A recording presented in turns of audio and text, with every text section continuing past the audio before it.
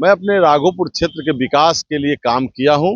उसका परिणाम है कि आज राघोपुर में जो शहरों की सुविधा है उससे कम सुविधा वहां नहीं है। इस बार कुछ मतों से मेरी हार हुई है, लेकिन उससे ज्यादा खुशी, हार से ज्यादा खुशी इस बात का है कि बिहार में एनडीए की प्रचंड बहुमत से सरकार बनी है।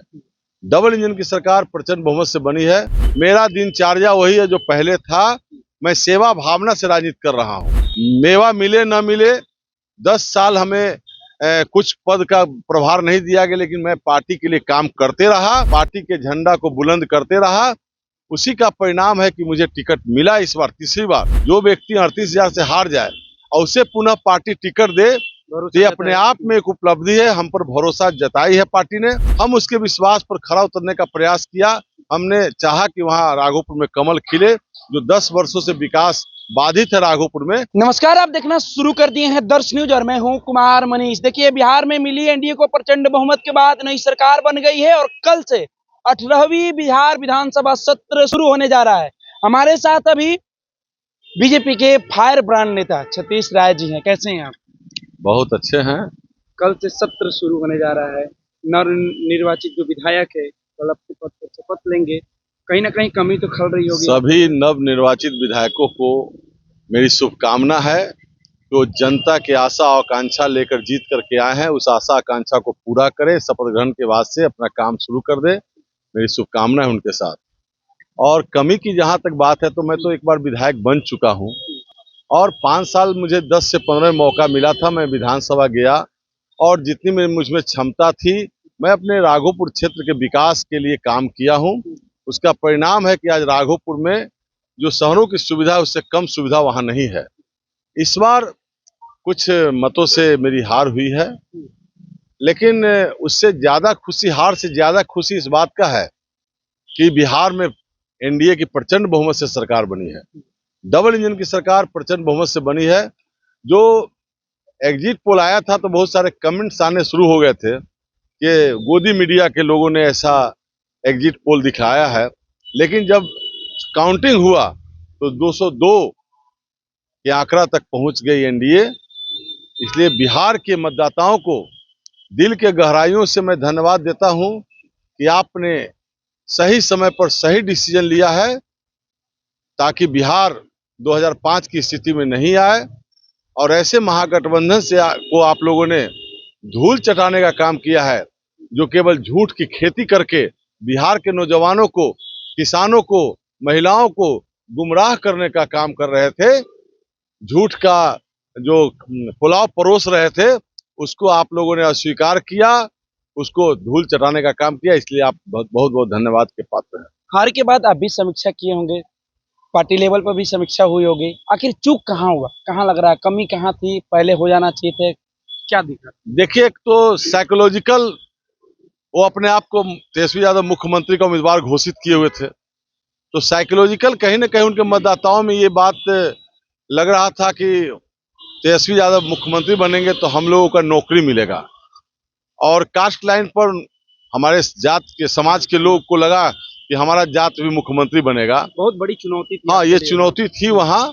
उसके बावजूद वहाँ की जनता ने चुनौती स्वीकार की, मैंने भी चुनौती स्वीकार की, पार्टी ने भी चुनौती को स्वीकार किया। लेकिन जो लालू जी के ऊपर जो जमीन के बदला नौकरी, रेल में नौकरी का जो केस चल रहा है, उसका असर था कि लालू जी जब रेल मंत्री बने तो नौकरी दिए हम लोग को, तो तेजस्वी यादव मुख्यमंत्री बनेगा तो हम लोग को हर घर में नौकरी मिल जाएगा। इस डायलेमा में वहाँ के कुछ पंचायतों के लोग ज्यादा आ गए। वहाँ हमारी उस पंचायत में कुछ ज्यादा मतों से हार हो गई, वही हार का कारण है। तो उस पंचायत में फिर विजिट करने गए थे कि नहीं? मैं जा रहा हूँ। मैं हारने के बाद भी एक दिन भी घर नहीं बैठा हूँ, लगातार जनसंपर्क में हूँ, निमंत्रण को स्वीकार कर रहा हूँ, अस्पताल में जाकर मरीजों को देख रहा हूँ। मेरा दिनचर्या वही है जो पहले था। मैं सेवा भावना से राजनीति कर रहा हूँ। मेवा मिले न मिले, 10 साल हमें कुछ पद का प्रभार नहीं दिया गया, लेकिन मैं पार्टी के लिए काम करते रहा, पार्टी के झंडा को बुलंद करते रहा। उसी का परिणाम है कि मुझे टिकट मिला इस बार, तीसरी बार। जो व्यक्ति 38,000 से हार जाए और उसे पुनः पार्टी टिकट दे, ये अपने आप में एक उपलब्धि है। हम पर भरोसा जताई है पार्टी ने। हम उसके विश्वास पर खरा उतरने का प्रयास किया। हमने चाहा कि वहाँ राघोपुर में कमल खिले। जो 10 वर्षों से विकास बाधित है राघोपुर में, वो विकास का द्वार खुले और कमल खिले। लेकिन हम थोड़ा सा चुके हैं, लेकिन मैं अपने अभियान में लगा हूँ। जन सेवा ही मेरा मुख्य मुद्दा है, पार्टी को मजबूत करना मेरा मुख्य मुद्दा है। मैं इसी काम में लगा हूँ। तो आम बात यही है कि तेजस्वी यादव जो ऐलान किए थे कि हम मुख्यमंत्री बनने जा रहे हैं और जैसे मेरी सरकार बनेगी हम हर घर में रोजगार देने का काम, नौकरी देने का काम करेंगे। हाँ, लोगों को, नौजवानों को भटकाने का प्रयास किया, बरगलाने का प्रयास किया कि हम नौकरी देंगे। अब उनको तो इकोनॉमिक्स है नहीं, इकोनॉमिक्स का ज्ञान है नहीं। 3.25 करोड़ परिवार है बिहार में, लगभग सभी परिवार में एक नौकरी कहाँ से देंगे? उनको बजट का भी ख्याल नहीं है, बजट कैसे बनता है भी जानकारी है नहीं। अगर उन्होंने अंतिम समय में जीविका दीदी को 30,000 का महीना दूंगा, नौकरी दूंगा, माँ बहन योजना 2500 रुपया दूंगा, उनके कार्यकर्ता फार्म भरवा रहे थे, उनके कार्यकर्ता नौकरी के नाम पर सर्टिफिकेट तहसील रहे थे, ये सारा काम हो रहा था, तो जनता कहीं ना कहीं गुमराह हुई है। और लेकिन पूरे बिहार की जनता जो समझी कि नहीं, ये केवल बरगला रहा है लोगों को, झूठ का माइंड वॉश कर रहा है कि झूठ का जो खेती कर रहा है, दिमाग में बैठा रहा है कि हम तारा तोड़ के ला देंगे। जैसे बच्चा जिद करता है कि तारा तोड़ के ला देंगे, हमको दे दो, तो उसी प्रकार वहां नौकरी, जो खेत खलिहान में काम करता है, जो स्किल्ड नहीं है, सबको नौकरी चाहिए। तो तेजस्वी यादव इसमें सफल हुए अपने जनता को गुमराह करने में, यही कारण है हार का। लेकिन वो सफल हुए नहीं। पूरे बिहार में भारी बहुमत से एनडीए की सरकार बनी है। अब एनडीए सरकार का पहला ड्यूटी है कि बिहार में रोजगार के अवसर प्राप्त करे। परिणाम देखिए, फर्स्ट कैबिनेट में चीनी मिल को चालू करने का, नया चीनी मिल खोलने का, फर्स्ट कैबिनेट में 6, हाँ, ये सब जो डिसीजन लिया जा रहा है, एकदम नौजवानों को रोजगार देने की बात जो चल रही थी, वैसे भी जो पलायन की बात को बदनाम किया गया बिहार को, हर नौजवान चाहते हैं कि हम अच्छा कमाई करें, बाहर जाएं, बाहर कमाएं। बिहार में जिनको रोजगार मिल रहा है, आखिर 43,000 करोड़ का बजट था बिहार का 5 में, उसके बाद 3,17,000 करोड़ का बजट है। तो जो यहाँ बड़े बड़े पुल बन रहे हैं, बड़ी बड़ी सड़कें बन रही है, बिल्डिंगें बन रही है, इस यहाँ कौन रोजगार कर रहा है, कौन मेहनत कर रहा है? इंजीनियर भी बहाल हुए हैं, मजदूर भी बहाल है, सुपरवाइजर भी बहाल है, स्टाफ भी बहाल है, सारा तो यही के लोग बहाल हुए हैं। तो हम हमारे मुख्यमंत्री जी और प्रधानमंत्री चाहते हैं कि बिहार के नौजवानों को स्किल्ड किया जाए। इसी के तहत देखिए, Jan Nayak Karpoori Thakur skill development university का गठन किया गया है, ताकि यहाँ के नौजवानों को हम स्किल्ड करें। और स्किल्ड जब हो जाएंगे तो देश के किसी कोने में, विदेश में भी जाकर के वो अच्छा रोजगार प्राप्त कर सकते हैं, अच्छा रोजगार अपने स्टेट में कर सकते हैं।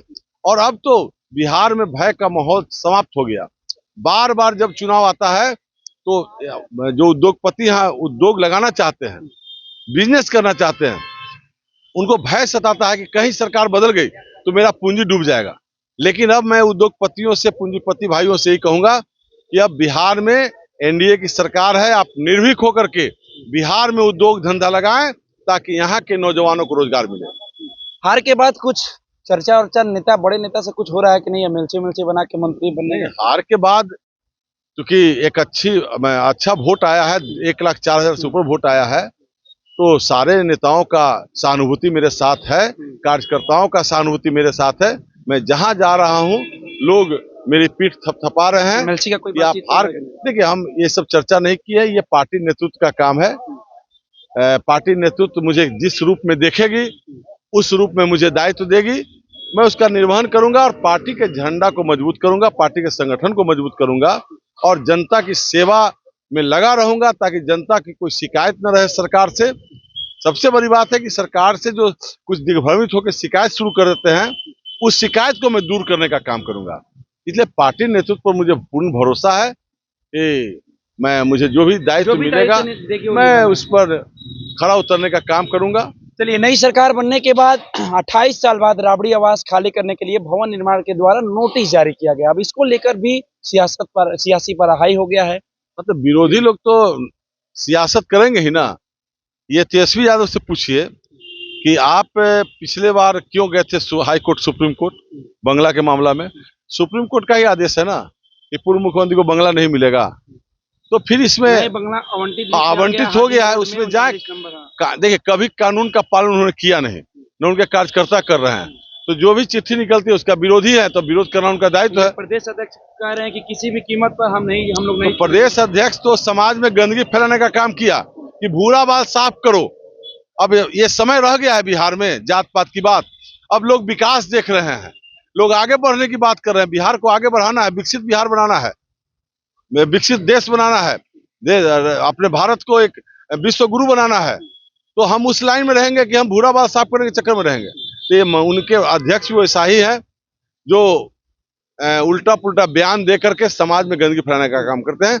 उनसे यही आग्रह है कि आप कानून का पालन कीजिए। जो नियम कानून के तहत आपको बंगला आवंटित हुआ उस पर जाएं। समाज में इससे गंदगी फैलेगी, आपके लोग उग्र होंगे, तो इससे कानून तोड़ने का भय है। तो मैं यही कहूंगा कि जो कानून कहता है, नियमावली है, उसके साथ चले। लेकिन इस बार तो ये दिख गया कि हाँ, सच में जनता अब विकास के नाम पर वोट कर रही है।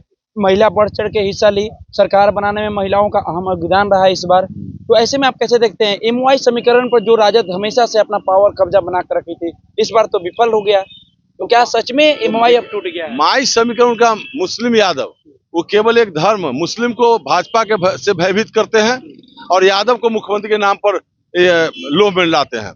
तो माई समीकरण उनका जो माई समीकरण है और भाजपा का जो माई समीकरण है, महिला और युवा, हम महिला को भी सशक्त कर रहे हैं, अपने पैरों पर खड़ा कर रहे हैं। महिलाओं बच्चियों को आरक्षण मिल रहा है नौकरी में, और युवा आयोग का गठन किया गया है। युवा को जो कठिनाई होगी, दिक्कत होगा, युवा आयोग निपटारा करेगा। तो हमारे साथ महिला का टीम है, युवा का टीम है, किसानों को हम समृद्ध कर रहे हैं, सशक्त कर रहे हैं, हर खेत को बिजली देने का काम कर रहे हैं। तो ये सारा काम एनडीए सरकार ने किया है। उसी का परिणाम है कि लाख बरगलाने का काम किया तेजस्वी यादव ने, महागठबंधन के लोगों ने। वोट चोरी का आरोप भी हम लोगों पर लगाया, चुनाव आयोग जैसे निष्पक्ष संस्था पर भी उंगली उठाने का काम किया SIR पर। उसके बावजूद जनता समझदार थी और एक तरफा होकर के एनडीए के पक्ष में वोट किया है और महागठबंधन का सुपड़ा साफ करने का। एक लाइन में एक आखिरी सवाल, क्या सुशासन मॉडल चलेगा बिहार में या योगी मॉडल चलेगा? एकदम सुशासन मॉडल चलेगा। बिहार का सुशासन मॉडल, कानून का राज, न्याय के साथ विकास, सबका साथ, सबका विकास, सबका विश्वास, सबके प्रयास से संभव है। हम वही मॉडल यहाँ लाएंगे जो सुशासन का मॉडल है। योगी मॉडल भी यहाँ लोग चर्चा कर रहे हैं। बगल का यूपी हमारा पड़ोसी प्रदेश है, वहाँ योगी जी के आने के बाद जो अखिलेश राज के समय में आतंक का माहौल था, भय का माहौल था, उसको समाप्त करने का काम किया है। जो भू माफिया था उसको जेल के अंदर भेजने का काम किया गया। यहाँ बिहार में भी जो भू माफिया हैं, बालू माफिया हैं, अवैध जमीन कब्जा करने वाले लोग हैं, बुलडोजर तो चल रहा है, हाँ, तो कार्रवाई होगी ही। और पहले से जो चिन्हित लोग हैं वो या तो कानून के शरण में आए, नहीं तो कानून अपना काम करेगी।